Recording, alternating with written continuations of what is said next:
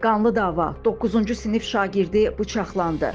Ağstafa rayonunda məktəblərdən birində bıçaqlanma hadisəsi olub. Belə ki, 9 aprel tarixində tənəffüs zamanı Ağstafa şəhəri Əmirxan Hüseynov adına 1 nömrəli tam orta ümumi təhsil məktəbinin 8-ci sinif şagirdi onunla eyni məktəbdə oxuyan 9-cu sinif şagirdinə xəsarət yetirib. Yaralanan şagirdə müvafiq tibbi yardım göstərilib, hadisə ilə bağlı araşdırma aparılıb, hüquq mühafizə orqanlarına məlumat verilib. 2010-cu il təvəllüdlü şagird sol budun aşağı 1/3 hissəsinin kəsilmiş, deşilmiş yarası ilə hospitalizasiya edilib.